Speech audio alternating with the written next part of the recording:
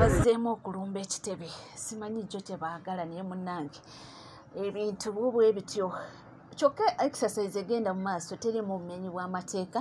naye abasajja beetooloola nga ekigendererwa oba kubanga bayinsiringa mu baanafiya nti baleke okubanga oba bajumbira mu kalulu kano ketugenda okubanga tugenda mu simanyi naye nga oziraba ziizo zeetooloola naye nga tekiganye abaana okubanga bajja mu bungi era nga vibe ebadde nnene nnyo naddala John Bosco Serunkuuma awamu n'omukyala Sauda Madada kankutwaleyoko olabe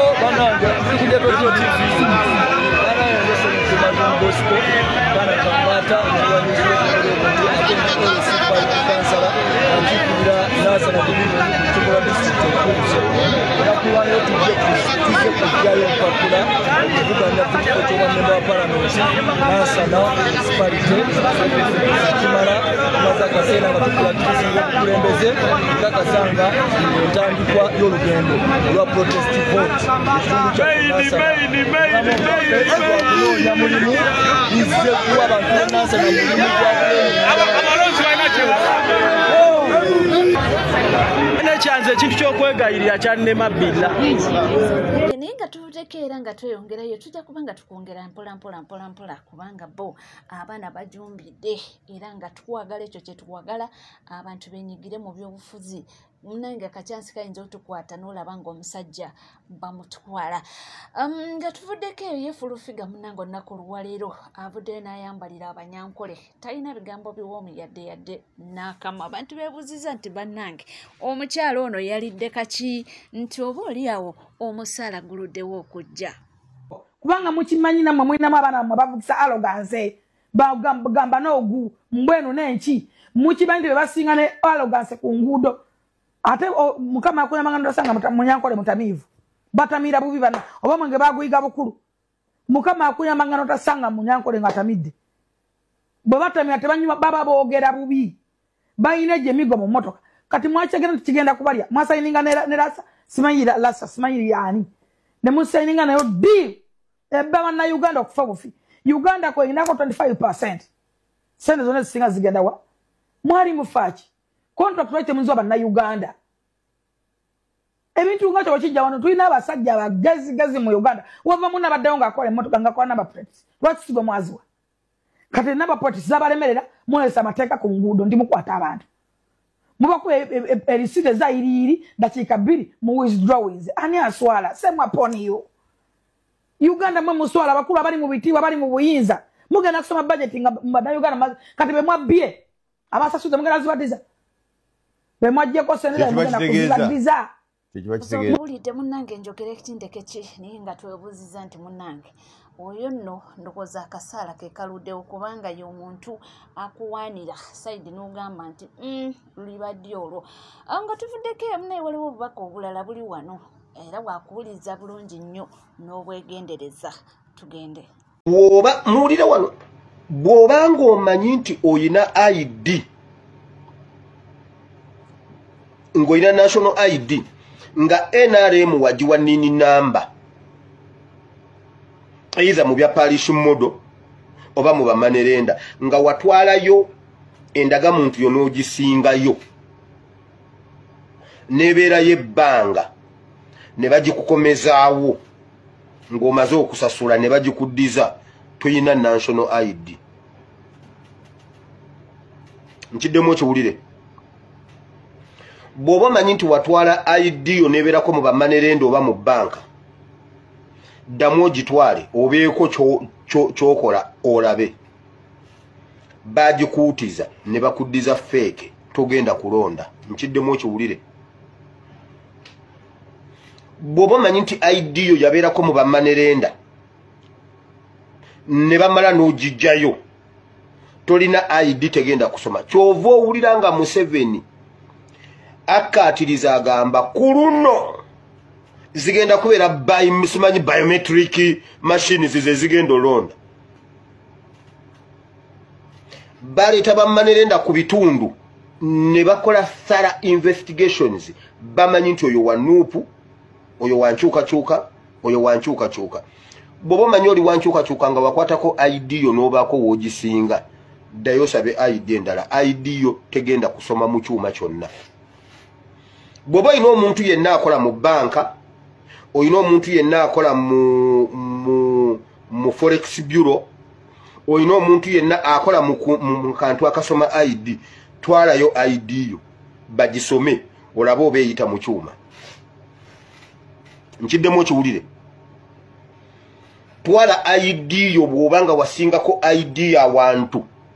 gitwale bagiteekemu bagimulise bwe bati. Tekyalina features zonna zikola ID.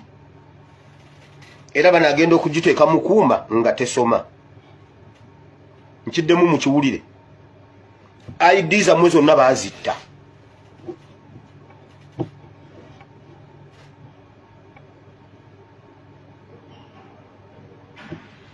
Bw'oba omanyi watwalako ID yo n'ogisinga, ID yo baagitta tekyasoma, olina fake kati olinga alina duplicate. Olinga ya photocopyinga kati otambula na photocopy kati tokyalina original egenda kusoma. Features zonna ziri ezisoma zonna baazitta. Gwe mulimu ogubadde ogw'abamanerenda mu buli kitundu. Bakasiriikiridde kali mu kabano. Basirise obululu bwammwe bwonna bufu. Nkiddemu okiwulire.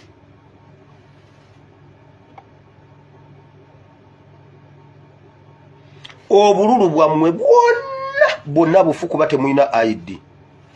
Ate bamakinga sure nti babaleetera ebizibu ne mutwala ID ezo ne muzisinga. Nti omuntu akusingira, omuntu akuwola obukadde bubiri ku ID. Nolabanga kati gwe weebuuze lwaki ID ye esobola okikola. Bw'oba olina jjajjaawo, olina maamawo, mugambe kwata ID eyo ogitwale awantu wonna awali ekyuma ekisoma ID. Batekemu ID ye.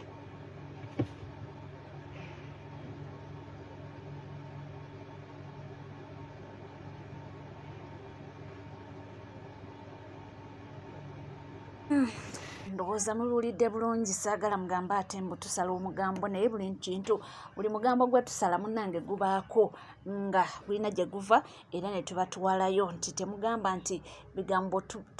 bijingirire. Ate nga tuvuddeko eyo munnange waliwo omwana w'obulenzi annyonnyodde ensonga lwaki omuvuka yenna gwali eyo wandibadde wenyigira mu nkyukakyuka. Lwaki omuvuka gwali eyo wandibadde olaba nti embeera gye tulimu si eyo gye tusaanidde okubeeramu. Lwaki nga ye musaayi muto yasalawo n'agamba nti ebintu nga we biri nange nina okwenyigira mu nkyukakyuka oba olunyawo okulwanirira eggwanga lyaffe nti lifune eddembe lyayo oba tufuneku omukulembeze omulala. Bibino awadde ensonga ze.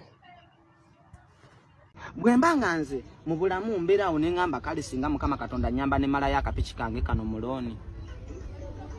Nenjiyayo mu myaka 2 nenfunayo akapoloti mu Jolo Properties oba Century Properties ka million 2. Nenteekako akayumba omuzigo gumu. Wallahi ndabira ddala ng'obulamu bwange buli babuwedde. Ng'omusajja ali ku eka zaaliko sizimanyi bunene. Nagendayo. Abalala nga bali mu kunyumirwa yatuchaza olunaku lwe yambala enkofiira eriko bigundi ebiringa ebyenkoko. abalala baali mu kulya baali mu kunyumirwa nze ng'amaziga gampitamu ngamba ddala n'omusajja ku bino byalina byonna yakeera otambulira mu tiyagaasi buli lunaku ono omusajja ku bino ebintu byalina byeyakola ng'akyali muyimbi ate yakeera ku makya saawa zino ng'atambulira mu tiyagaasi atambulira ku motoka waggulu atambulira mu nfuufu n'agenda emukono eri mu kyalo munda eri n'ali enfuufu yonna yonna n'emujjula bw'eti ng'asobola okusiba ebusaabala buli lunaku nga buli lunaku alya kyennyanja alya kipusi nga nze nnoonya kumalayo piki yange mulooni obulamu bwange buterere n'ensiima empulire nga ndi mu mirembe nga ye bino yabireka saawa zino alwanirira nze mu kikomera mulimu emmotoka ezisukka mu nnya alina EW alina EY alina UBD alina UBJ alina eya ghetto Escalade alina tundura gye bakwatira mu Arua maama avugayo benzi abaana baso byonna abiresewo ali mu kulwanirira nze Bobi Wine kiki yali tayina nzo okubeera nga saawa zino ate ndabanga ye yali mu kunviirako okunkwata musango kigwalina webukera ku makya ne bakwata Eddie Muto ye musango kigwa bakoze oguviirako okwata Eddie Muto kuvaayo kwesimbawo ku president w'eggwanga aliko kuvaayo kwogera ku bikyamu bigenda mu maaso mu ggwanga owulidde ensonga ezo omwana mulenzi oyo zayogeddeko abantu abamu bagamba nti abavubuka kye batwala mu ebyo tebalina byakukola era bakireeresi mwanattu abavubuka b'ensangi zino balabira wala ebintu gwe ng'oyinza okuba obiraba mu ngeri ndala nnyo naye ate nga guno omulembe gwakwenunula nga tuvuddeko ebambi mwana muwala Joyranda gabadde munaziga meerere mu kuwerekera muganda we Martin gwagamba nti yakubibwa bwe bamulumba ne bamukuba nti omutwe nagukuba ku pavers okuva olwo mbu omusayi ne gutonya ku bwongo naye olwo mwaka mulamba gwekulungudde mukazi wattu ng'alwaza brother we naye ebyembi teyasobodde kubanga atereera ababaddewo olwo bwe natuuka n'ennyiga nga ndaba teri atubeererawo mu ddwaliro netuguma negamba mama genda yiya buli sente gyengenda oyimba mu ndomo ngenda kiteeka mulwadde ajja kutereera bambisa bawumula emirembe mbaganya kitalo nnyo era kitalo ddala nga tweyongera okuba nga tusabira ab'enganda n'emikwano mukama abagumye mu kaseera nga kano akazibu era tusabire n'omwoyo gw'omugenzi mukama abe nga gulamula ekisa n'okusonyiwa byonna ebyamusobako nga tuvuddeko era nga tweyongerayo Honorable Gorete ye talina bigambo biwoomi yadde n'akamu kweno ministry y'ebyentambula n'ebipapula nga abasasudde mwasasudde kuba ne bakola review yonna tesobola kukola retrospectively teeka teridda mabega naye mwe abalina invoices nze mbagamba nga bano bagambye kabaddeyo beekenneenye kubanga bakizudde nti kino kirimu ebirumira kati engeri gye kirimu ebirumira invoice muzitereke mpaka oba neetereza bakubuulira ekiddako kubanga toyinza kugenda kusasula kati osasulira mu tteeka ki era osasula ki bagambye ekyosasulira bakiyimiriza kati wabanga bakiyimiriza gw'osasula mu tteeka ki era osasulira ki so bannayuganda mbasaba engeri gye bayimiriza sisitimu eno eyokuteekawo ebibonerezo ku nkozesa embi ey'enguudo ekirungi mwe mwekubidde enduulu gavumenti ya Uganda yagenza okuvaayo nga mwe mugiraze nti kyemwateekesa mu nkola tekisobola kutuukirizibwa era kyenva nebaza NBS mwagenze ku kkubo ne mutambula ne mugamba naye kino kinaasoboka ne mutuwa ekifaananyi ekituufu ku byebyo bye mwakoze ne research bwe mwakoze minisitule kwe yasinze nega nti mumanyi ekintu tetwakyetegereza bulungi so invoice muzitereke mpaka oba naavaayo batubulire ekiddako naye mugambye mwami Katumba amala ebibonereza ebiva mu kino byonna ogenda bisasulira ng'omuntu kubanga tukoye okufiirizibwa olw'okuba nti temuwabudde emirimu ne muteeka gavumenti ya Uganda mu losses. Yes, ndowooza message mugiwulidde ate nga munange tweyongerayo olunaku lw'eggulo twalabye nti omukulu His Excellency Robert Kyagulanyi Ssentamu bamuddiza yajja kusigala nga ye pulezidenti w'ekibiina kya NUP ku nsonga eyo waliwo asazeewo okubanga analyzinga tuwulire agamba ki Bobi Wine ne wasalawo kufuga myaka 5 oba ku bisanja 5 oba ebisanja 10 abantu bajja mulonda still kuba teri muntu ayinza ku opposinga Bobi Wine ekyo kibiina tukirabanga ekiki mwe mumbuliremu nga tuzze mu mazima NUP Bobi Wine was stepping down nga siye president who's more influential mu NUP golowooza ani dusu katonda gwe wandako eddusu abavuka gwe bawuliriza Ssennyonyi Lubongoya aba media de abakyesooka Bobi Wine bwava mu kibiina ekyo wamanyi Bobi Wine ayinza kukkiriza muntu kumufuga this is why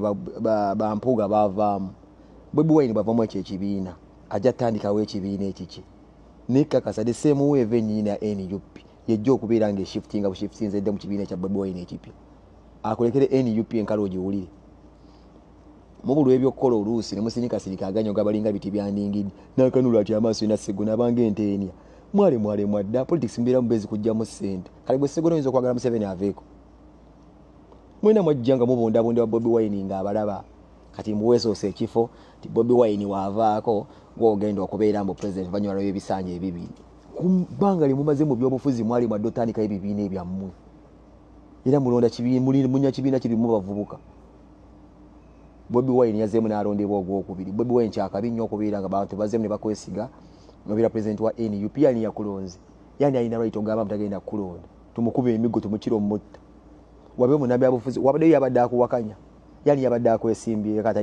atalina nsonyi wabadde omuntu yesimbye ku Bobi Wine nga talina nsonyi mbu yasubira ekibiina jagenda okitwala ani yesimbye ku Bobi Wine nti yalina amaanyi nnyo alaba Bobi Wine takoze mbu yabadde agala ekibiina okubeera president era nze nkimanyi Bobi Wine yavuganyiziddwa ng'omuvuganyi oti akikulekera okiwulire toyinza sigazadde n'omuwagizi n'ogwo era nze nsaasira abantu mbu niyo ekibiina nze ngenda okubeera president ng'ekisanja ky'ebibiina kyabwe kiggwako osigazeemu ani agenda okuwagira gwe simanyi Sseggona osigazeemu ani amaaso gakulinga amapeesa g'akabuuti obeera bubeezi oti kuwuddiisa abantu bumwasoma amateeka mubuzaabuza mmwe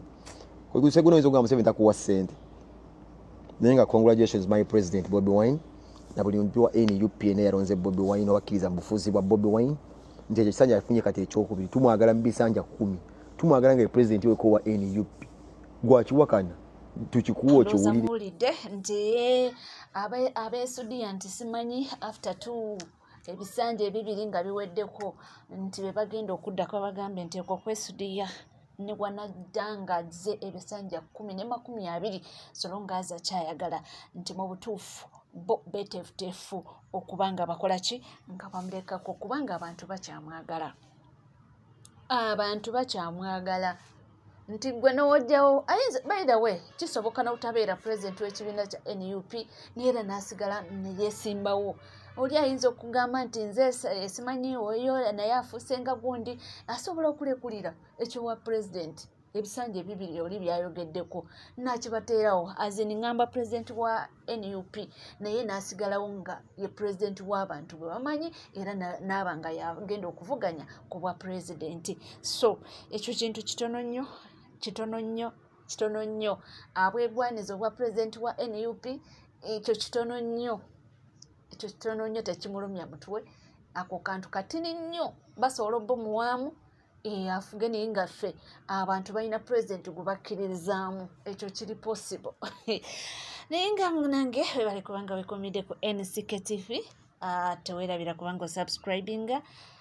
ringinga that notification bell sharinga likinga amawulire go gakyali mangi nnyo nnyini ddala tuzikkalira nywera bingi nnyo bye tulina mu sitooko bye tulina kubanga tukutuusaako wonna wooli wonna wosinzidde naye nga byebyo ebigenda mu maaso neeno mu ggwanga abaana bajumbidde ku kitebe vibe yokka yebaddeyo yadde ng'okutataaganyako tekubulamu nga we nabagambye nti abasajja bali determined okubanga batiisatiisa bakangakanga amasasi gavuddeyo wono tiyagaasi twala tugende naye abaana bagamba nti ffe tuli red twagala nkyukakyuka era tuli red okubanga twesimbawo naffe tuvuganye lino eggwanga lyaffe twagala kuvuganya ate mukama bw'atuyamba naffe ne tufuna entebe nga nnyingiko kino kituyambako okukola decision ngamba mu palamenti ne mu bifo bino ebyawansi nti mukama wayamba abaana ne bayitamu kiba kiyambako kokko okubanga ate ekintu tukisitula kyekyo munnange ekigenda mu maaso nkugamba bugambi nti gwe tula tuzikkalira nywera nkomawo